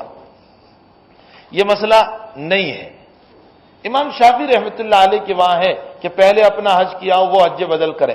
حنفیہ کے وہاں مسئلہ یہ ہے کہ اس نے اپنا حج نہیں کیا تو بھی حج بدل کر سکتا ہے، کوئی عرض نہیں۔ ہاں اولا یہ ہے، اولا کہ پہلے اس نے اپنا حج کر لیا ہو تو اب اس صورت میں کسی کا حج بدل کے لیے جائے تو بہتر ہوگا، اس لیے کہ بھئی جب حج بدل کے لیے جا رہا ہے تو وہاں تک جانے کا اس کو اللہ تعالیٰ نے موقع دے دیا، تو پہلے اس میں صلاحیت تھی تو خود ہی اپنا حج ادا کر لیتا، جب دوسرے کے لیے آیا ہے تو خود ہی اپنا، اولا ہے، بہتر ہے کہ اپنا حج پہلے کر لیا ہو۔ لیکن اگر نہیں کیا اور خود اپنے حج دوسروں کے حج کے لیے چلا گیا تو اس کا حج بدل بھی ادا ہو جائے گا۔ بہرحال یہ دو تین مسئلے ذہن میں آئے جو میں نے عرض کیے، باقی روایتوں کے باب میں اور بھی کچھ باتیں ہیں۔ حق تعالی شان ہو، جو حجاج جا رہے ہیں حق تعالی ان کے حجوں کو مبرور بنائے، مقبول بنائے، اور جو بیچارے وہاں کی تمنائیں رکھتے ہیں حق تعالی غیب سے ان کے اسباب پیدا فرما دے، اور اللہ تعالیٰ ان کو غیب سے شکلیں پیدا فرما کر وہاں پر حج کے لیے جانا آسان فرما دے۔ ہر ایک کو تمنا ہوتی ہے حج کے لیے، اللہ تعالیٰ سبھی کی تمنا کو پوری فرمائے۔ ایک سوال ہے کہ بھئی ایک ویب سائٹ چل رہی ہو تو کیا اس کی اجازت کے بغیر کوئی دوسرا اپنی ویب سائٹ وہاں سے باتیں لے کر چلا سکتا ہے؟ اصل بات یہ ہے کہ بہت سی مرتبہ ہوتا یہ ہے کہ مثلا ایک ویب سائٹ چل رہی ہے اور اس پر مثلا بیانات آ رہے ہیں، اب ہوتا یہ ہے کہ دوسرا جب اس ویب سائٹ سے بیان لے گا تو ظاہر سی بات ہے کہ وہ تو وہاں موجود ہے نہیں، تو اس بیان کی کیفیت کیا ہوگی یا مقرر نے اس بات کو کس انداز سے پیش کیا ہوگا وہ اس کو پتہ نہیں ہے، تو وہ اس بات کو غلط طور پر نقل کر دے گا، اس کا کوئی ہیڈنگ ایسا دے دے گا کہ جس سے امت میں بات بننے کے بجائے کبھی بگڑ جاتی ہے۔ مثلا مان لو ایک مثال، ایک ایگزامپل کہ میں نے کوئی بات یہاں کہی، اب یہ مسئلہ جو میں نے بیان کیا یہ ضمناً اب کوئی یہاں موجود نہیں ہے اور وہ اپنی ویب سائٹ چلانا چاہتا ہے اور اپنی ویب سائٹ پر اس مسئلے کو اس انداز سے رکھ دے کہ گویا میں جو ہے کسی اور انداز سے اس کو بیان کر رہا ہوں، تو سننے والے کو نفع کے بجائے نقصان ہو جائے گا۔ اسی لیے کہا گیا ہے کہ بھئی صاحب کلام کی اجازت کے بغیر کوئی اس طرح کام نہ کرے، یہ مسئلہ ہے۔ بہت سے لوگ کہہ دیتے ہیں کہ اس میں کیا ہوا، ویب سائٹ پر آ گیا ہے جو چاہیں اس طرح کر لیں، نہیں۔ پھر خصوصاً جب کہ ایک ویب سائٹ چل رہی ہو، مثلا ایک مثال میں دوں کہ بھئی التبلیغ جو ویب سائٹ چل رہی ہے ہمارے مولانا جنید چلا رہے ہیں، اور اس پر عمومی طور پر میرے بیانات ساجز کے ہوتے ہیں یا ہمارے مفتی احمد صاحب دامت برکاتہم العالیہ کے، یعنی ان علماء کے جن علماء پر امت کا اتفاق ہے ان کے بیانات ہوتے ہیں۔ اب ظاہر سی بات ہے کہ ایک ویب سائٹ چلی رہی ہے، اس سے امت کو فائدہ ہو رہا ہے، تو اب اس سے اٹھا کر کے پھر دوسری ویب سائٹ میں ڈالنا اور اس کے غلط عنوانات دینا، نتیجہ یہ ہوگا کہ لوگ کنفیوژن ہو جائیں گے کہ وہاں یہ ہیں یہاں یہ ہیں، تو کہنے والے نے کس انداز سے کہا ہوگا۔ اس لیے صاحب کلام کی اجازت کی ضرورت ہوتی ہے کہ اس کو پوچھ لیا جائے۔ اب ہم یہی کہتے ہیں کہ جب ایک ویب سائٹ چل رہی ہے تو خاموخواہ کے لیے اس طرح پر دوسری جگہوں پر ان باتوں کو استعمال نہیں کرنا چاہیے غلط ہیڈنگ دے کر. اس سے امت میں نفرتیں پیدا ہوتی ہے، اختلاف پیدا ہوتے ہیں. اس لیے کہ ایک مسئلہ میرے سامنے آیا، میں نے یہاں نہیں مرکز پر میں نے بات کہی تھی، اور میں مرکز پر وہ بات بیان میں یہ کہی تھی جمعرات کے اجتماع میں 2 سال قبل یا 1 سال قبل. میں نے کہا تھا کہ حضرت معاذ سعد صاحب دامت برکاتہم العالیہ نے ایک بہت اچھی بات فرمائی کہ بھئی اپنے اپنے حلقوں میں علماء کو پوچھ کر، یہ میں نے کہا تھا، علماء کو پوچھ کر کام کرو. اس لیے کہ علماء کو پوچھے بغیر کام کرو گے تو آج لوگ جس طرح چاہیں تمہیں اٹھا لیں گے غلط سلط مسائل کو. چونکہ آج انٹرنیٹ پر غلط سلط ویب سائٹیں بہت چل رہی ہے، تو جوان اسی کو پل لیتا ہے، اب اس کو پتا ہوتا نہیں کہ یہ صحیح ہے یہ صحیح. تو اس صورت میں اپنے علماء سے رجوع کرنا چاہیے. اب یہ بات میں نے تائید میں کہی کہ بھئی دعوت کا مزاج رکھنے والوں کو، کسی صاحب نے اپنی ویب سائٹ میں اتنے سے جملے کو لے لیا اور اس پر عنوان دے دیا کہ میرا نام لے کر کہ اس نے جماعت والوں کو خوب دھٹکارا. اب کہاں تائید کی بات تھی اور کہاں لگا دیا. تو اس سے امت میں تنافر پیدا ہو جاتا ہے، نفرتیں پیدا ہو جاتی ہے. اس لیے اس طرح کی اس کام نہیں کرنا چاہیے. جب ایک ویب سائٹ چل رہی ہے تو اسی کے اوپر سے امت الحمدللہ آپ یہاں بیٹھے ہوئے ہیں، لیکن آپ تعجب کرو گے کہ دنیا کے 20 ملک میں اس کو کل صبح تک میں لوگ سن لیں گے. 20 ملک میں، یعنی میرے پاس نیوزی لینڈ سے آئے اور کہاں سے لوگ آتے ہیں کہ بھئی تیری بات کو ہم وہاں سنتے ہیں. میں آپ لوگوں کو جزائے خیر دوں کہ آپ ہی کی برکت سے یہ باتیں پوری دنیا میں پہنچ رہی ہیں. اور کتنے لوگوں نے اپنی اصلاح کی، کتنے لوگوں نے.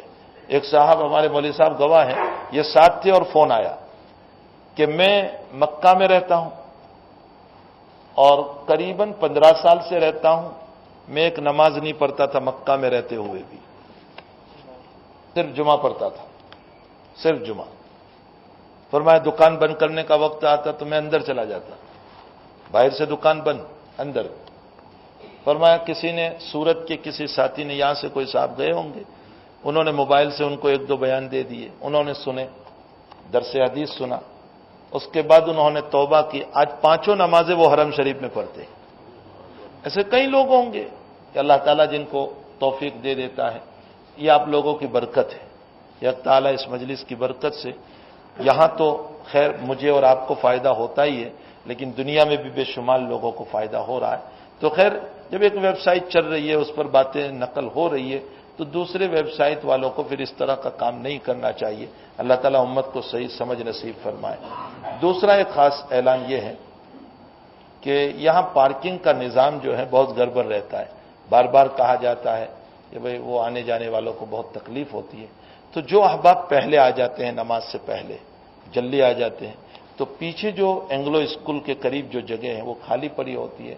وہ لوگ جلدی آتے ہیں تو اپنی گاڑی وہیں رکھ دیں، 2-4 قدم چلنے پڑیں گے تاکہ پیچھے آنے والوں کو، جو لوگ نماز اپنے اپنے محلوں میں پڑھ کر آتے ہیں، ان لوگوں کے لیے یہاں قریب میں گاڑی رکھنے کی جگہ مل جائے. اب جو لوگ جلدی آتے ہیں ان کی گاڑی پہلے ہوتی ہے تو بعد میں آنے والے کیا کرتے ہیں، راستے ہی میں رکھ دیتے ہیں. نتیجہ یہ ہوتا ہے کہ وہ آنے جانے والوں کو تکلیف ہوتی ہے، وہ گالیاں بولتے ہوئے جاتے ہیں، تو ہماری ذات سے کسی کو نقصان ہو، ایسا ہمیں قدم نہیں اٹھانا چاہیے. ہمیں چاہیے کہ تھوڑی ڈسپلن ہماری زندگیوں میں آئے، ہم ڈسپلن کے ساتھ رہیں. تو جو لوگ جلدی آتے ہیں وہ پیچھے رکھ دیں تاکہ بعد میں آنے والوں کو جگہ ملے. تیسرا یہ ہے کہ جناب حسین اسحاق مسالہ والے کے لیے دعا کریں. حق تعالیٰ ان کو کسی مسئلے میں کوئی مسئلہ ہوا ہے جس میں وہ مسجون ہے، جیل میں ہے، اللہ تعالیٰ ان کو رہائی عطا فرمائے. اور حق تعالیٰ جتنے بھی اس طرح کے لوگ پریشان حال ہیں، حق تعالیٰ سبھی کی پریشانیوں کو دور فرمائے. بیمار ہیں شفا عطا فرمائے. اور جمعہ کے دن جمعہ کی نماز میں حضرت مولانا اسرار الحق صاحب قاسمی جو کانگریس کے ممبر آف پارلیمنٹ بھی ہے اور کشن گنج کی سیٹ سے 2 تم سے کامیاب ہوتے چلے آ رہے ہیں، وہ یہاں تشریف لا رہے جمعہ کے دن. اور جمعہ کی نماز میں انشاءاللہ حضرت کا بیان بھی ہوگا. تو سارے احباب یہاں جمعہ پڑھیں تاکہ ان سے مستفیض ہوں۔ اللہ تعالی ہم تمام کو اپنے بڑوں کی قدردانی کی توفیق عطا فرمائے۔ صلی اللہ علی النبی الکریم برحمتک یا ارحم الراحمین۔ درود شریف پڑھ لیجیے۔ اللہم صلی وسلم دائما ابدا علی حبیبک خیر الخلق کلہم۔ الحمدللہ رب العالمین والعاقبۃ للمتقین والصلاۃ والسلام علی سید الانبیاء والمرسلین وعلی آلہ وصحبہ اجمعین۔ اللہ ہمارے گناہوں کو معاف فرما، قصوروں سے درگزر فرما، سیاہ کاریوں سے معافی عطا فرما۔ اے اللہ جو بیمار ہیں شفا عطا فرما، جو مرحوم ہیں ان کی مغفرت فرما، جو مسجون ہیں ان کو رہائی عطا فرما، جو پریشان حال ہیں ان کی پریشانیوں کو دور فرما۔ اے اللہ اس مجمع کی جائز تمناؤں کو پوری فرما، سب کی حاجتوں کو پورا فرما، سب کی دلی مرادوں کو پورا فرما۔ اے اللہ نہ معلوم کیا کیا عزائم ارادے ہوں گے اللہ اس مجمع میں بیٹھنے والے مردوں کے اور عورتوں کے۔ اے اللہ تو ہی سب کے ارادوں کو جانتا ہے۔ اے اللہ سب کی جائز تمناؤں کو پوری فرما دے، سب کے کاروبار میں برکت عطا فرما، رحمت عطا فرما۔ اللہ بہت سارے بھائی اور بہت سارے بہنیں جو بیمار ہیں دعا کی درخواست کی ہے، اللہ ان سب کو شفا عطا فرما، اللہ انہیں عافیت عطا فرما۔ اللہ بہت سارے تیرے پیارے ہو گئے ہیں، اے اللہ منو مٹی کے نیچے قبر میں سو گئے ہیں، اللہ ان کی مغفرت فرما، ان کی قبروں کو نور سے منور فرما، ان کے درجات کو بلند فرما۔ اللہ ہمارے والدین کی مغفرت فرما، اللہ والدین کی مغفرت فرما۔ اللہ ہمارے بیوی بچوں کی مغفرت فرما، ہمارے اہل و عیال کی مغفرت فرما۔ اللہ ہمارے متعلقین، ملنے والے، تعلق رکھنے والے، محبت رکھنے والے اور ہمارے شاگرد اور ہمارے اساتذہ، اللہ سب کی مغفرت فرما دے، سب کی جائز تمناؤں کو پوری فرما، سب کی حاجتوں کو پورا فرما۔ اللہ جو حج کو جا رہے ہیں اللہ ان کا جانا آسان فرما، اللہ راستے کی رکاوٹوں کو ختم فرما، اللہ سب کو حج مبرور نصیب فرما، حج مقبول نصیب فرما۔ اللہ جو تمنا رکھتے ہیں ان کی تمناؤں کو بھی پوری فرما، اللہ غیب سے ان کے اسباب پیدا فرما اور اسباب پیدا فرما کر اللہ حج کے راستے کو آسان فرما دے، اللہ حج کے راستے کو آسان فرما دے۔ اللہ بہت سارے لوگ اپنی بیٹیوں کی وجہ سے پریشان حال ہیں، اللہ جن کے نکاح نہیں ہو رہے ہیں اللہ ان کے نکاح کا انتظام فرما دے، اور جن کے نکاح ہو گئے ہیں ان کے شوہر ظلم کر رہے، اے اللہ ان کے شوہروں کو رحم دل بننے کی توفیق عطا فرما، کرم دل بننے کی توفیق عطا فرما، میاں بیوی میں محبت عطا فرما، اولاد صالح عطا فرما، اولاد صالح عطا فرما۔ اے اللہ جو بیچارے ماں باپ اپنی اولادوں سے پریشان حال ہے ان کی اولادوں کو نیک بنا دے، صالح بنا دے، متقی بنا دے، پرہیزگار بنا دے۔ اللہ بہت سارے بھائی بیچارے قرض میں ڈوبے ہوئے ہیں، اللہ غیب سے ان کے قرض سے نجات کی شکلیں پیدا فرما۔ اللہ بیچارے روزی روٹی سے پریشان حال ہیں، غیب سے ان کی روزی روٹی کا نظام فرما دے، ان کی نوکری اور جاب کا انتظام فرما دے، سب کی دکانوں میں خوب برکتیں عطا فرما۔ اللہ حلال کمائی کھانے کی ہمیں توفیق عطا فرما، حرام سے ہم سب کی حفاظت فرما، حلال روزی عطا فرما، حرام سے ہم سب کی حفاظت فرما۔ اللہ حرام کے دروازوں کو بند فرما دے، حلال کے دروازوں کو خوب کھول دے۔ اے اللہ ہمارے رگ و ریشے میں حلال کی روزی اتر جائے اس طرح کے اسباب پیدا فرما، ہماری آنکھوں میں نور پیدا فرما، ہمارے ہاتھوں میں نور پیدا فرما، ہمارے بدن میں نور پیدا فرما، تمام طرح کے شرور، فتن، بلایا، مصائب سے پوری حفاظت فرما۔ اللہ ہمارے ملک میں آئے دن قحط پڑتا رہتا ہے، قحط سے حفاظت فرما۔ اے اللہ اسلام کو بدنام کرنے کے لیے غلط سلط باتیں چلتی ہے، اے اللہ اسلام کا بول بالا فرما، اسلام کی حفاظت فرما، مسلمانوں کی حفاظت فرما۔ اے اللہ ہم تمام کو بھی اخلاق کے ساتھ رہنے کی توفیق عطا فرما، ہماری دعاؤں کو اپنے فضل و کرم سے اس مجلس کے مخلصین کی آمینوں کے ساتھ قبول فرما، آمین یا رب العالمین۔ وصلی اللہ علی النبی الکریم برحمتک یا ارحم الراحمین۔